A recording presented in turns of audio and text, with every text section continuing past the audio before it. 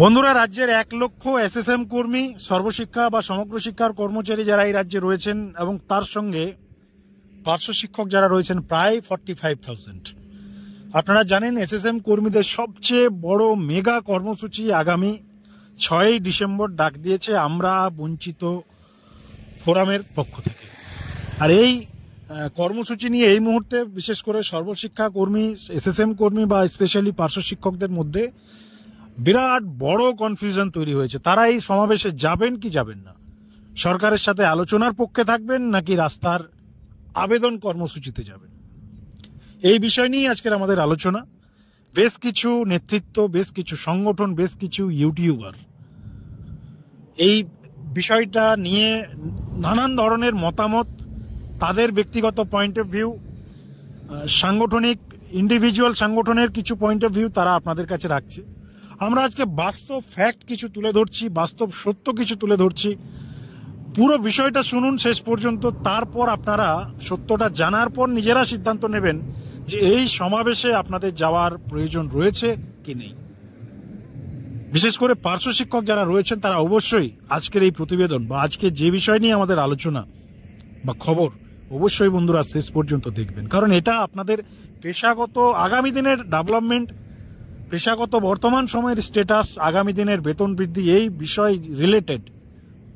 শুধুমাত্র বেতন বৃদ্ধির খবরটা শুনবো, কবে হচ্ছে, কত টাকা হচ্ছে, বাকিগুলোতে ধ্যান দেব না, ভিডিও স্কিপ করে বেরিয়ে যাব। সেটা যদি করে থাকেন বা সেই মানসিকতা নিয়ে যদি ভিডিও দেখতে আসেন তাহলে হতাশই হতে হবে। কিছু বাস্তব বিষয়গুলো শুনুন, কি রয়েছে বর্তমানের স্ট্যাটাস, বেতন বৃদ্ধি সিচুয়েশনটা কোন জায়গায় রয়েছে। আমরা আজকে হাইকোর্টের আপডেট দেব আপনাদের। কলকাতা হাইকোর্টে মাননীয় বিচারপতির কাছে পশ্চিমবঙ্গ রাজ্য সরকার অর্থাৎ তৃণমূল সরকার এই সর্বশিক্ষায় বেতন বৃদ্ধির বিষয়ে তারা কি বলছে, তাদের কি বক্তব্য। দেখুন, একটা রাজ্য সরকার, রাজ্য সরকারের শিক্ষামন্ত্রী, রাজ্যের মুখ্যমন্ত্রী মমতা বন্দ্যোপাধ্যায় বা একটা রাজ্য সরকারের পলিসি আগামী দিনে এই কন্ট্রাকচুয়াল কর্মচারী বা শিক্ষক বা শিক্ষাকর্মীদের জন্য কি হতে পারে, কি করতে চলেছে তারা, তাদের কি আপকামিং শিডিউল রয়েছে এদের জন্য, তারা বেতন বৃদ্ধি করবে কি করবে না, তারা স্থায়ীকরণ করবে না আদার্স কিছু করবে বা কিছুই করবে না, এই সমস্ত বিষয় নিয়ে জনসভায় অনেক কিছু ভাষণ দেওয়া যায়। শিক্ষামন্ত্রী অনেক কিছু বলেছিলেন লোকসভা ভোটের আগে, কিন্তু আসল সত্যটা, অফিসিয়াল সত্য বা গ্র্যান্টেড যেটা আপনি মনে করবেন যে এটাই লিগেল বা এটাই রিয়েল বক্তব্য একটা রাজ্যের, সেই স্টেটমেন্টটা হচ্ছে সরকার যখন আদালতে বা এজলাসে বা কলকাতা হাইকোর্টে হলফনামা আকারে যখন কোনো একটা বক্তব্য তার পেশ করেন বিচারপতির কোনো একটা প্রশ্নে, সেটাই আইনত সঠিক এবং আইনত বাস্তব সত্য বলেই আমরাও মিডিয়া হাউসও মনে করে বা আমরাও মনে করছি। আর সেটাই আপনাদের জানাবো যে বেতন বৃদ্ধির প্রশ্নে, বেতন বৃদ্ধির বিষয়ে এসএসএম কর্মীদের, পার্শ্ব শিক্ষকদের রাজ্য সরকার, রাজ্যের তৃণমূল সরকারের শিক্ষা দপ্তরের, অর্থ দপ্তরের কি পয়েন্ট অফ ভিউ। আর তারপরে আজকের এই বিষয়, এই যে সমাবেশ 6ই ডিসেম্বর কেন ডাকা হয়েছে, কি আসল বিষয়টা কি রয়েছে ভেতরে, শুধুই রাজনীতি, যেই খবর আসছে বেতন বৃদ্ধি হবে তখনই রাস্তার আন্দোলন, এটাই কি বাস্তব সত্য নাকি এর ভেতরও কিছু রয়েছে, জানতে হবে, আপনাদের জানা দরকার রয়েছে। আপনারা সকলেই জানেন এই আমরা বঞ্চিত এই যে ফোরাম, এই ফোরামটা জয়েন্ট ফোরামের আগে তৈরি হওয়া ফোরাম। জয়েন্ট ফোরাম তৈরি হয়েছে আপনার নভেম্বর মাসে। রবিউল ইসলাম হঠাৎ করে ডাকলেন সবাইকে, ডাকার পর সব নেতারা তার ডাকে গেলেন, আর তারপরে জয়েন্ট ফোরামের জন্ম হলো, আপনারা সকলেই জানেন। কিন্তু জয়েন্ট ফোরাম জন্ম হওয়ার আগেই জন্ম হয়েছে আমরা বঞ্চিত ফোরাম। এই আমরা বঞ্চিত ফোরামে কারা কারা রয়েছে, এখানে রয়েছে রাজ্যের রেজিস্টার্ড সংগঠন মাননীয় শামীম আক্তার মহাশয়ের সংগঠন রাজ্য পার্শ্ব শিক্ষক সমন্বয় সমিতি, সঞ্জয় গুহ মহাশয়ের উন্নয়ন সমিতি, নিখিলবঙ্গ পার্শ্ব শিক্ষক যে সংগঠন রয়েছে, মনোরঞ্জন মণ্ডল এই মুহূর্তে নেতা, তার সংগঠন আছে এখানে, এবং সেখানে আরও সাধারণ পার্শ্ব শিক্ষকরাও রয়েছেন। এই সমস্ত সকলে মিলে আমরা বঞ্চিত ফোরাম আগেই তৈরি হয়েছিল। তৈরি হওয়ার কারণ একটাই, সেটা হচ্ছে পার্শ্ব শিক্ষক ঐক্যমঞ্চ 2019 সালের আন্দোলন, 2021 সালের বিধানসভা ভোটের আগে আন্দোলন, কিছুই হয়নি। তারপর প্রায় 2-3 বছর গ্যাপ, লম্বা গ্যাপ, রাজ্য সরকারকে সময় দেওয়া, রাজ্যের শাসক সংগঠনকে সময় দেওয়া, এবং সর্বশেষ তারা বিগত যেটা পার হয়ে গেছে নভেম্বরের 25 তারিখে রাস্তার আন্দোলনের ডাক দিয়েছিলেন, রাস্তায় নামার ডাক দিয়েছিলেন, রাস্তার কর্মসূচির ডাক দিয়েছিলেন, রাস্তায় রাজ্য সরকারের দৃষ্টি আকর্ষণ করার ডাক দেওয়া হয়েছিল। কারা ডাক দিয়েছিলেন? এই আমরা বঞ্চিত ফোরামের পক্ষ থেকে। তারা এই নিয়ে অলরেডি জেলায় জেলায় সভা করার প্রোগ্রাম করলেন, শিডিউল ঠিক হলো যে দেখুন একটা আন্দোলন তো হঠাৎ করে হবে না, একটা বড় আন্দোলন করতে গেলে তার একটা সেট আপের প্রয়োজন হয়, তার একটা সিস্টেমেটিক ব্যাপার রয়েছে যে যাতে করে সাধারণ পার্শ্ব শিক্ষকরা সেখানে আসতে পারে, একটা হাইলাইটের ব্যাপার রয়েছে। জেলায় জেলায় প্রস্তুতি সভা, ব্লক স্তরে প্রস্তুতি সভা, এবং সর্বোপরি শেষে গিয়ে 25শে নভেম্বর আমরা বঞ্চিত পক্ষ থেকে আপনার কলকাতার বুকে রাজ্য সরকারকে দৃষ্টি আকর্ষণ করার জন্য একটা রাস্তার প্রতিবাদ কর্মসূচি। সে একদিনের হতে পারতো বা কন্টিনিউ হতে পারতো, সেটা একটা আলাদা পার্ট। সেই ডাকটা, সেই কনসেপ্টটা বা সেই শিডিউল বা সেই কর্মসূচি অলরেডি আমরা বঞ্চিত ফোরামের পক্ষ থেকে পাবলিশ করা হয়েছিল, অর্থাৎ ঘোষণা করা হয়ে গেছিল এই জয়েন্ট ফোরাম তৈরি হওয়ার আগেই, অর্থাৎ ডিসেম্বরের বা নভেম্বরের আগের কথা বলছি আমরা। তারপরে আমরা কি দেখলাম? শাসকপন্থী পার্শ্ব শিক্ষক যে সংগঠন, যার নেতা, প্রেসিডেন্ট, সভাপতি বা আরো যদি কোনো পদ থাকে বসে নেবেন আপনারা, রমিউল ইসলাম শেখ মহাশয়, তার 7-8 বছর পর মনে হলো যে ভাই আমার একার দ্বারাই কোনো দাবি আদায় সম্ভব নয়, আমাকে সবাইকে ডাকতে হবে, আমাকে সমস্ত সংগঠনের নেতাগুলোকে এক করতে হবে, তারপর মুখ্যমন্ত্রীর কাছে দাবিপত্র দেওয়ার একটা ব্যাপার করতে হবে। আপনারা সকলেই জানেন রমিউল ইসলাম শেখ সকলকে ডাকলেন, সমস্ত নেতারা তার আহ্বানে গেলেন। সেখানে যাওয়ার পরে কি হলো? জন্ম দেওয়া হলো, সেখানে বেশ কিছু কর্মসূচির শিডিউল ঠিক করা হলো। আর তার সঙ্গে যেটা সবচেয়ে ইম্পর্টেন্ট বিষয়, যেটাকে আপনারা হয়তো ভুলেই গেছেন, সেটা হচ্ছে এই আমরা বঞ্চিত ফোরামের পক্ষ থেকে যে কর্মসূচির অলরেডি তারা প্রিপ্ল্যান ছিলেন, ডাক দেওয়া হয়ে গেছিল, অলরেডি ঘোষণা করা হয়েছিল, সেই ঘোষিত কর্মসূচি 25শে নভেম্বরের যে রাস্তার আন্দোলনের যে কর্মসূচি, সেটা তারা স্থগিত করলেন। জয়েন্ট ফোরামে সকলে একত্রিত হলেন, রমিউল ইসলামের যে আহ্বানে সকলে সাড়া দিলেন, আর সব নেতারাই তাদের পূর্ব ঘোষিত কর্মসূচিকে স্টপ করে দিলেন। তারাও এই বিষয়টাকে সাধুবাদ জানালেন যে না, রমিউল ইসলাম শেখ যখন ডেকেছে শাসকপন্থী নেতা, সকলে মিলেই এক হয়েই রাজ্য সরকারের কাছে প্রথমে আমরা, যেহেতু ডাক অলরেডি দেওয়া হয়ে গেছে, তারপরেও তারা সেই পূর্ব ঘোষিত কর্মসূচিটাকে স্টপ করলেন, স্থগিত করলেন, এবং রমিউলের ডাকে সাড়া দিয়ে তারা একত্রিত হয়ে শিডিউল ঠিক করা হলো। এবং সেই শিডিউল কি ঠিক করা হয়েছিল? যে আগামী 30শে নভেম্বর পর্যন্ত রাজ্য সরকারের সাথে আলাপ আলোচনা, দাবিপত্র দেওয়া এবং শিক্ষামন্ত্রীর সাথে বৈঠক এটসেট্রা কর্মসূচি চলবে। তারপর আপনারা সকলেই জানেন যথারীতি রাজ্যের মুখ্যমন্ত্রী মমতা বন্দ্যোপাধ্যায়ের কালীঘাটের বাড়িতে ওএসডির কাছে সকলেই মিলে দাবিপত্র দেওয়া হয়। দাবিপত্র দেওয়ার পর রমিউল ইসলাম শেখকে দায়িত্ব দেওয়া হয় যে তিনি শিক্ষামন্ত্রীর সাথে আলোচনা করবেন, একটা বৈঠকের ব্যবস্থা করবেন। তারপর কি দেখা গেল?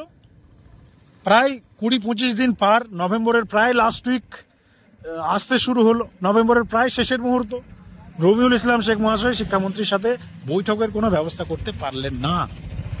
রমিউল ইসলামের পক্ষ থেকে যেটা পরবর্তী সময়ে খবর হলো, সেটা শিক্ষামন্ত্রী নাকি 10ই ডিসেম্বর পর্যন্ত বসতে পারবেন না, শিক্ষামন্ত্রী তারপরে জানানোর কথা বলেছে।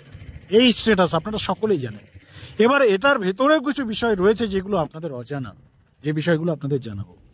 দেখুন, প্রথম যে কর্মসূচি, প্রথম যে বৈঠকটা হয়েছিল এই জয়েন্ট ফোরামের, অর্থাৎ যে বৈঠকে রমিউল ইসলাম সকলকে ডেকেছিলেন ফার্স্ট টাইম, সমস্ত নেতাকে, সেই বৈঠকে একটা ভিডিও করা হয়েছিল, একটা ভিডিও ফুটেজ করা হয়েছিল সকলের বক্তব্যগুলোকে, মানে যে সেখানে যে মিনিটস লেখা হয়েছে, যে আপনার এগ্রিমেন্ট হয়েছে, খাতায় কলমটা বাদ দিয়ে সরাসরি ভিডিও ফুটেজ নেওয়া হয়েছিল, যাতে করে পুরো বিষয়টা মানে সত্যতাটা বজায় থাকে, এবং প্রমাণ হিসাবে একটা ভিডিও করা হয়েছিল।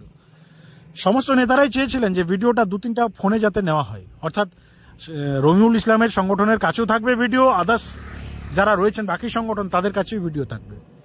আপনারা অবাক হবেন শুনলে, রমিউল ইসলাম সেখানে বাধা দেয় এবং তিনি বলেন যে না, ভিডিও একটা ফোনেই হোক, তার ফোনেই নাকি ভিডিও হয়, সেই ভিডিও ক্লিপ তার ফোনেই থাকে। সেখানে কি সিদ্ধান্ত হলো, কি বিষয় ছিল, কি বক্তব্য ছিল, পুরোটা নাকি ভিডিও করা হয়েছিল। এবার পরবর্তী যে বৈঠক হলো, আপনারা জানেন, নেক্সট বৈঠক যেখানে একটা পক্ষ রাস্তার কর্মসূচির ডাক দিয়েছে, আপনারা সকলেই জানেন, আমরা বঞ্চিত যারা ছিলেন সংগঠনে, এবং রমিউল ইসলাম শেখও নাকি সেখানে এগ্রি হয়েছে। সেই বৈঠকে দেখা গেল সেই ভিডিওটা যখন চাওয়া হলো তার কাছ থেকে, তিনি সেই ভিডিও দিতে অস্বীকার, এবং অস্বীকারের অজুহাত যেটা তিনি দেখালেন সেটা নাকি সেই ভিডিওটা তার ফোন হ্যাং করে ভিডিওটা ডিলিট হয়ে গেছে। অর্থাৎ সাধারণ পার্শ্ব শিক্ষকদের কাছে সঠিক বার্তাটা এলো না, সঠিক বার্তাটা সাধারণ পার্শ্ব শিক্ষকদের থেকে দূরেই থেকে গেল। মিটিংয়ের ভেতরে কি হয়েছে না হয়েছে সেটা টোটালি হাইড, চাপা পড়ে গেল, ভিডিও ডিলিট। তো এখানে একটা বড় সন্দেহ, বড় চক্রান্তের একটা হদিশ পাওয়া যাচ্ছে, যেখানে সমস্ত পার্শ্ব শিক্ষক কনফিউজ হবেন যে সেই ভিডিওতে কি এমন ছিল যেটা রমিউল ইসলাম শেখ ডিলিট হয়ে গেছে বা ফোন হ্যাং করেছে বলে চাপিয়ে গেলেন। দ্বিতীয় কথা, সেকেন্ড যে বৈঠক হলো আপনারা জানেন, সেখানে নাকি ফোরামের পক্ষ থেকেই মোটামুটি সর্বসম্মতি সিদ্ধান্ত হয়েছিল যে একটা পক্ষ রাস্তার কর্মসূচি করবে বা রাস্তায় দৃষ্টি আকর্ষণ করবে, রমিউল ইসলামের যে সংগঠন শাসকপন্থী তারা আলোচনা করবে। তারপরেই দেখা গেল দুটো নেতার দু ধরনের স্টেটমেন্ট। শামীম আখতার মহাশয় লাইভে এসে এক কথা বললেন, রমিউল ইসলাম আরেক কথা বললেন তার ফেসবুক হ্যান্ডেলে। তিনি বললেন যে অলরেডি কিছু সংগঠন ঠিক করে এসেছিল যে তারা রাস্তার আন্দোলনই করবেন বা রাস্তায় নামবেন। তো যার ফলস্বরূপ আমি সেই বৈঠকে আর কোনো বাধা দিতে বাধার ক্রিয়েট করতে চাইনি, আমাকে বাধ্যতামূলক সেখানে আমি সম্মতি দিয়েছি। এই দুটো স্টেটমেন্ট সাধারণ পার্শ্ব শিক্ষকরা কনফিউজ। আর এখন যেটা প্রচার করা হচ্ছে বিভিন্ন মহল থেকে, যে যখনই বেতন বৃদ্ধি বা দাবি আদায় হওয়ার মতো সম্ভাবনা দেখা দেয় তখনই নাকি এই রাস্তার কর্মসূচির ডাক দেওয়া হয়। এখানে একটা বড় প্রশ্ন, যদি সেই সংগঠনগুলো অলরেডি রাস্তায় নামবেন বলেই ঠিক করে গেছিলেন সেখানে, তাহলে অলরেডি তাদের যে পূর্ব ঘোষিত যে কর্মসূচি 25শে নভেম্বরের আমরা বঞ্চিত ফোরামের পক্ষ থেকে, সেটা তারা কেন স্থগিত করলেন ফার্স্ট বৈঠকে? এটা একটা বড় পজিটিভ কারণ আমাদের কাছে এসছে। তার কারণ হচ্ছে, দেখুন, একটা সংগঠন বা কিছু সংগঠন যদি অলরেডি মাইন্ড ফিক্সড থাকে যে তারা রাস্তায় নামবেন, তাহলে প্রথম বৈঠকে তারা কখনোই সেটা ক্যান্সেল করতেন না। তারা সেখানে বলতেন যে আমাদের অলরেডি এটা ঘোষণা হয়ে আছে, ঘোষণা করে নিয়েছি, ঘোষণা করা হয়ে গেছে, অলরেডি পাবলিশ করা হয়ে গেছে, আমরা আমাদের কর্মসূচি কন্টিনিউ করব। কিন্তু সেটা না করেও তারা সেই কর্মসূচিটা স্থগিত রাখেন। তারাও সেটা রিয়েলাইজ করেন যে না, একত্রিতভাবে যখন একটা ডাক এসছে রমিউল ইসলামের পক্ষ থেকে, তখন সেই ডাকে সাড়া দিয়ে জয়েন্টলি কিছু কর্মসূচি নেওয়াটাই বেটার হবে। কিন্তু বিষয় হচ্ছে, দেখুন, একটা সহ্যের সীমা, অপেক্ষার সীমা এবং সর্বোপরি সময়ের তো একটা ব্যাপার রয়েছে। আজ 2021 সাল বিধানসভা ভোটের প্রায় শেষ, 4 বছর কমপ্লিট, ডিসেম্বরের শেষে দাঁড়িয়ে আছে, আর একটা বছর রয়েছে হাতে রাজ্য সরকারের। প্রায় সমস্ত ডিপার্টমেন্টের বেতন বৃদ্ধি হচ্ছে, শুধুমাত্র বঞ্চিত এই এসএসএম কর্মী এবং পার্শ্ব শিক্ষকরা। বড় এক্সাম্পল, আইসিটি কম্পিউটার টিচার কিছুদিন আগে নিয়োগ হয়েছে, সেটা ওটা কোম্পানির মাধ্যমে, তারা আজকে একটা ভালো জায়গায় পৌঁছেছে। আরও আদার্স অনেক ডিপার্টমেন্ট আপনারা জানেন, আবার অনেক ডিপার্টমেন্ট বেতন বৃদ্ধি হয়েছে যাদের খবরও হয়তো আপনাদের কাছে নেই।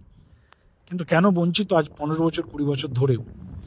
এবং তার সঙ্গেও একটা সবথেকে পজিটিভ দিক, যারা এই রাস্তার কর্মসূচির ডাক দিয়েছে তারা কিন্তু একবারের জন্যও বলছে না যে এই কর্মসূচি রাজ্য সরকারের বিরুদ্ধে বা পলিটিক্যাল বা কোনো পলিটিক্যাল নেতা আসবে এখানে। তারা দাবি করছে এখানে সাধারণ পার্শ্ব শিক্ষকরাই যাবে, এবং তাদের যে দাবি দেওয়া সেটা শুধুমাত্র রাজ্যের মুখ্যমন্ত্রী বা রাজ্যের শিক্ষামন্ত্রীকে দেওয়া হবে। আচ্ছা বলুন তো, এই কর্মসূচিতে ডিস্টার্বটা কোথায় রয়েছে, অসুবিধা কোথায় রয়েছে? সাধারণ প্যারা টিচাররা যদি তাদের দাবি নিয়ে রাস্তায় যায় অরাজনৈতিকভাবে, সেখানে অসুবিধার কি আছে? রাজ্য সরকারের এখানে নেগেটিভ ফিলিংস কেন আসবে? রাজ্য সরকার কেন মনে করবে যে এরা রাস্তায় নেমেছে মানেই আমার বিরুদ্ধে নেমে গেছে?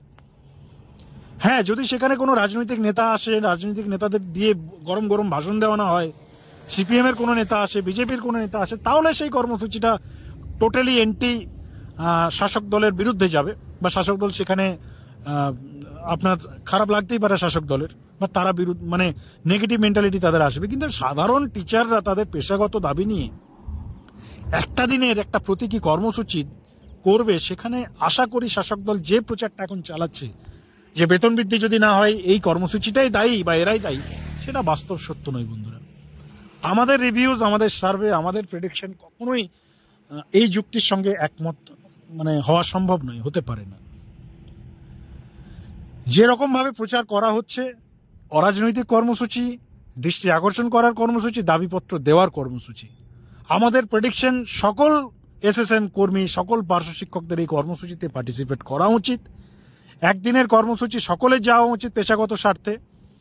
আলোচনা, যারা আলোচনার পক্ষে কথা বলছেন, বাড়িতে বসেও আলোচনা হয় না, আলোচনার জন্যও রাস্তায় বেরোতে হয়, রাস্তায় নামতে হয়, আলোচনার জায়গায় যেতে হয়। আপনি বাড়িতে বসে থাকলে শিক্ষামন্ত্রী আপনার বাড়িতে আসবেন আলোচনা করতে, মুখ্যমন্ত্রী আপনার সাথে আলোচনা করতে আসবে না, তাদের দায় পড়ে নেই, পলিটিক্যাল প্রোগ্রামে তারা ব্যস্ত, সামনে ভোট আছে বিধানসভা। একটা সেক্টরের বেতন বৃদ্ধি হলো কি হলো না তাদের কোনো যায় আসে না। এবার যদি মনে করেন যদি বাড়িতে বসে সব হয়ে যাবে, তাহলে প্রি প্ল্যান প্রসেসে যদি হয় হবে। যে ঘোষণা ব্রাত্য বসু করেছিলেন কিছুদিন আগে, 6-7 মাস আগে, যে সকলের সিদ্ধান্ত হয়েছে সেই অনুযায়ী সেই কথাটা যদি সত্যি হয়, তাহলে আগামী দিনে ঘোষণা হতেও পারে 2-4 হাজার, 2-5 হাজার বা আরও কিছু যদি রাজ্য সরকার ভেবেছে সেটা হতে পারে। কিন্তু যদি কুইকলি করাতে হয়, রাজ্য সরকারকে রিমাইন্ডার আপনাকে দিতেই হবে। রাজ্য সরকারকে আপনি যদি রিমাইন্ডার না দেন যে আমরা অসুবিধায় আছি, আমাদের চলছে না, তাহলে রাস্তায় নামা ছাড়া কোনো পথ নেই। রাস্তায় নামা মানেই সরকারের বিরুদ্ধচারণ নয়। এই বাস্তব সত্যটা সকলেই শিক্ষিত মানুষ ভালোভাবে রিয়েলাইজ করবেন।